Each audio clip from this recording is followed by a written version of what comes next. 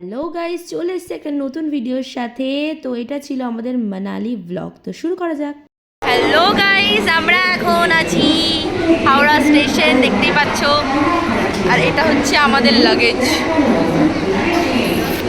আমরা এখন যাচ্ছি অনেক দূরে ঘুরতে। কোথায় যাচ্ছি সেটা এখন বলবো না।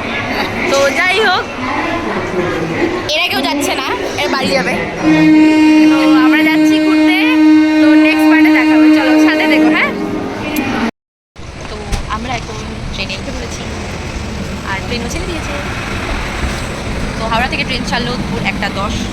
তো তোমরা সবাই দেখো, চলো দেখা হচ্ছে। ও এখন ভাবছে যে আমি কি করবো, এখনই আয় উঠছে তোমার। তো আমরা এখন মোটামুটি বর্ধমানের কাছাকাছি এসেছি।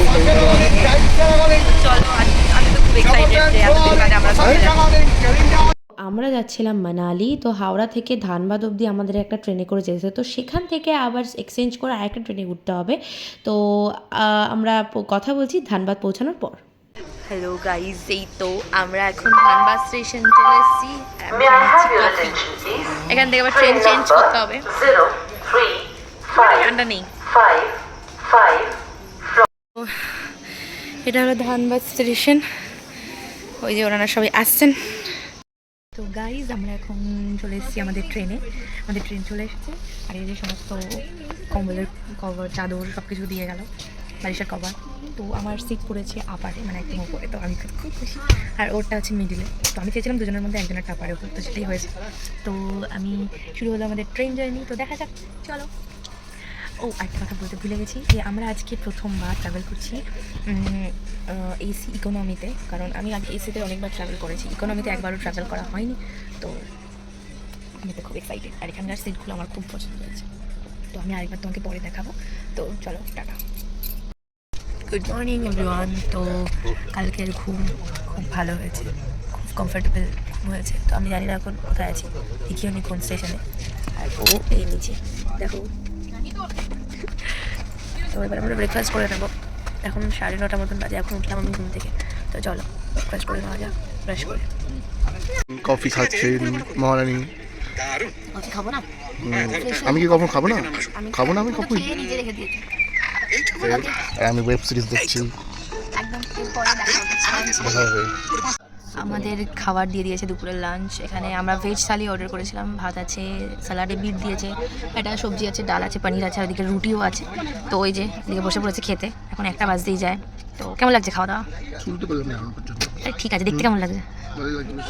বেশ, তুমি খাওয়া দাওয়া শুরু করো। আবার আচারও আছে, এটা তো দেবেই জানি। তারপর খাওয়া দাওয়ার পর এই বাইরের প্রকৃতিটা, মানে প্রকৃতি আমরা উপভোগ করতে করতে আরামসে যাচ্ছিলাম। কারণ ট্রেন জার্নিটা আমাদের খুব কমফোর্টেবল ছিল। একটা ট্রেন ক্যান্সেল হয়ে যাওয়ার পর তৎকালে আরেকটা টিকিট বুক করে মানে একটা ঝড় বয়ে গেছিলো আর কি। তো ফাইনালি আমরা যাচ্ছি, এটা ভেবে আমি অনেক খুশি। আমার খুব বোর লাগছিল, তাই আমি তো এখানে এলাম। এখান থেকে বাইরের প্রকৃতি দেখছি। ভেতরে তো এসি, তাই আমি দরজাটা খুলছি না।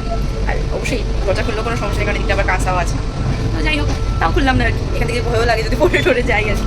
খুব ভালো লাগছে জার্নিটা। তো এখন মোটামুটি অনেক রাত্রি হয়ে গেছে, তো আমার ঘুম আসছে না। আমি আমার মাথার উপর রাখা এই লাইটটাকে জ্বালিয়ে রিলস বানাচ্ছি। কি মজা না? আমার তো খুব মজা লাগছে। কালকে ভোরে এখান থেকে চলে যাবো। আমার এই ট্রেনটার জন্যই বেশি মন খারাপ হবে।